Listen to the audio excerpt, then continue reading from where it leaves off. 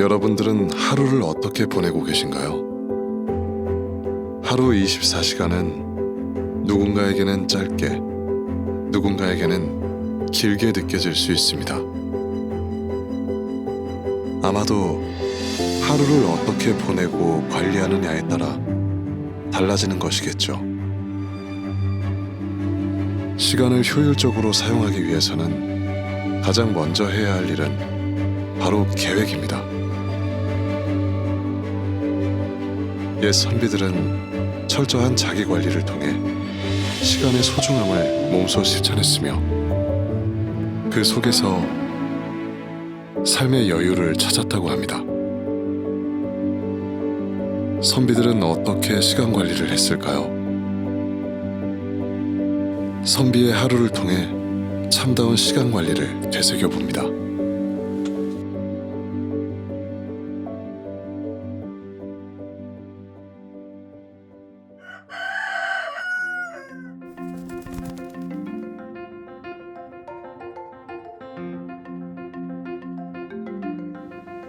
안녕하세요.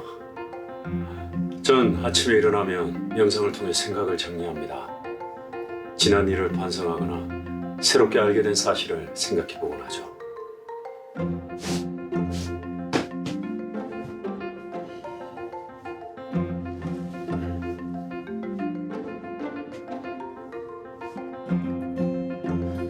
여러분들은 선비의 하루를 궁금해한 적이 있나요? 오늘 저의 하루를 여러분들께 보여드릴까 합니다.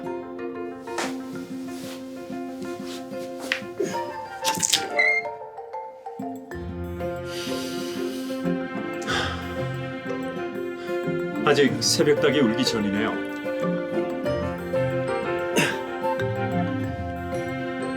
여름엔 조금 일찍 일어나는 편입니다. 겨울엔 닭 울음소리를 듣고 일어나기도 하죠.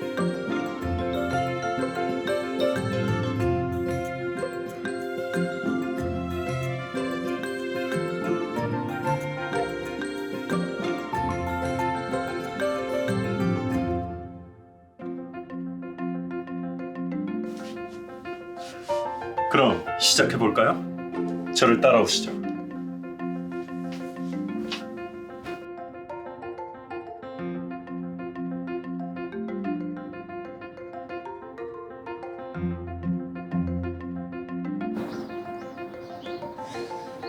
아침에 일어나서 제일 먼저 하는 일은 부모님께 새벽 인사를 드리는 겁니다. 아직 일어나지 않으셨을 수도 있어 문 밖에서 인사를 드립니다.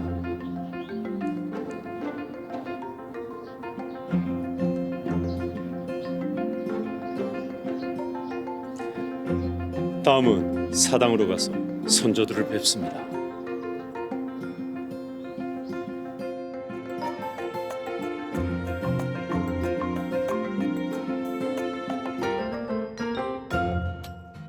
선비들이 글만 읽는다고 생각하시는 분들이 계시는데 집 안팎을 살피는 것도 제가 해야 할 일입니다.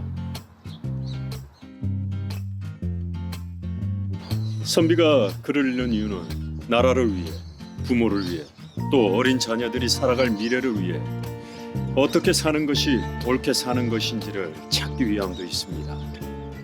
이제 방으로 가서 책을 좀 볼까요? 장자왈 독서 득차 심상제 불독서 즉중간 의리불견이라. 그래, 그것이 무슨 뜻이냐? 책을 읽게 되면 이 마음이 항상 보존되게 되고 책을 읽지 않게 되면 끝내 의리를 보지 못한다. 그래, 잘하겠다. 계속 읽어보거라.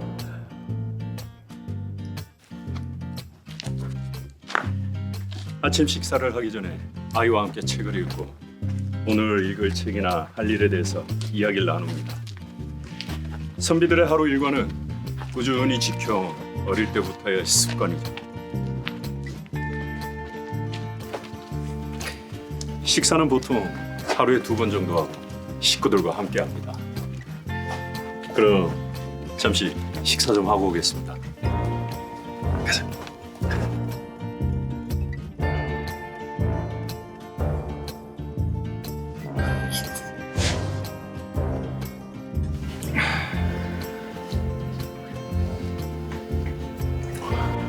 손님이 오신 모양입니다.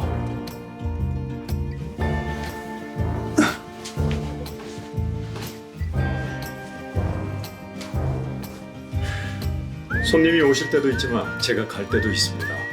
읽었던 책에서 좋은 글이 있으면 같이 공유하고 얘기도 하기도 하고 책을 소개시켜주기도 하죠.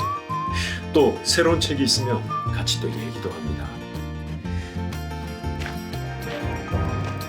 나갔다 들어오면 항상 부모님께 말씀을 드립니다. 특별한 일이 없더라도 하루에 6번 정도는 안부를 살핍니다.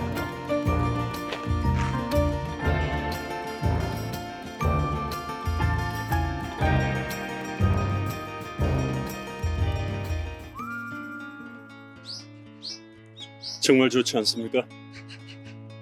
집에 머무는 대부분의 시간은 글을 읽으며 보내고 틈틈이 집안일도 도우며 아이의 공부를 봐주기도 합니다. 글을 읽다가도 틈틈이 마당에 나와 산책을 즐기기도 하고 때로는 이렇게 밖에서 강과 산을 보며 물고기가 놀고 새가 오는 것을 즐기기도 합니다. 가끔 마음에 맞는 친구를 만나 사소한 이야기를 나누는 것도 하나의 재미죠. 그러다 보면 어느새 기운이 솟고 정신이 맑아져 글도 잘 읽혀집니다. 이제 집으로 돌아가 저녁 식사 전까지 책을 읽을 예정입니다. 오전엔 주로 자신을 성찰하는 책을 읽고 오후엔 문학이나 역사 책 등을 읽습니다. 그리고 아이들이 독서를 제대로 했는지 확인도 해야 하죠. 저녁은 아침보다 가볍게 하는 편입니다. 저녁을 많이 먹으면 졸립거나 몸이 무거워져 독서하기가 어려워지기 때문이죠.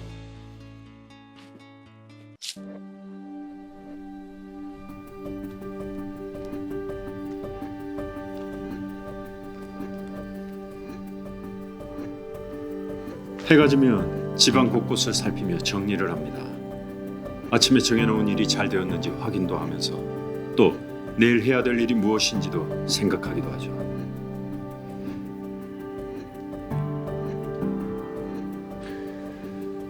저는 매일 일기를 씁니다. 하루에 있었던 중요한 일을 적어두는 거죠. 그리고 소식을 전할 곳이 있으면 편지를 쓰기도 합니다.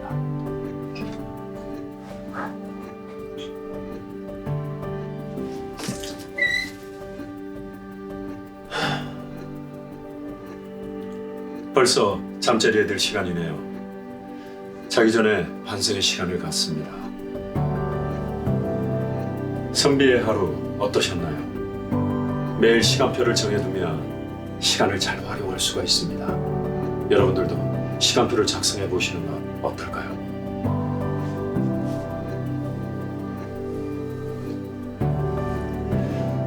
그렇다고 매일을 똑같이 보내는 건 아닙니다. 그럼 전 이만 잠을 청하도록 하겠습니다.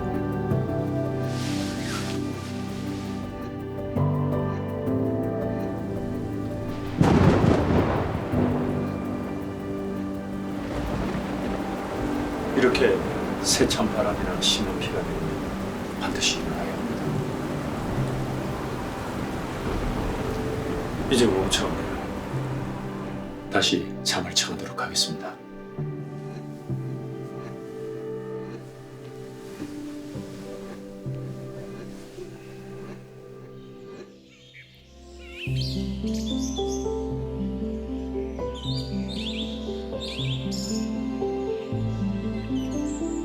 선비는 하루아침에 되는 것이 아닙니다.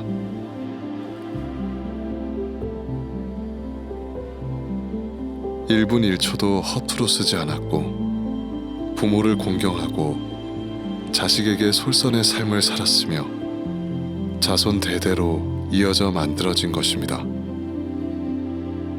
선비는 반복되지만 반복되지 않은 일상으로 지식을 넓히고 지혜를 배웠습니다. 우리는 이러한 선비를 보고 배우고 자녀와 후손들은 우리를 통해 선비를 만나 그 정신과 마음가짐이 계속 이어지길 바랍니다.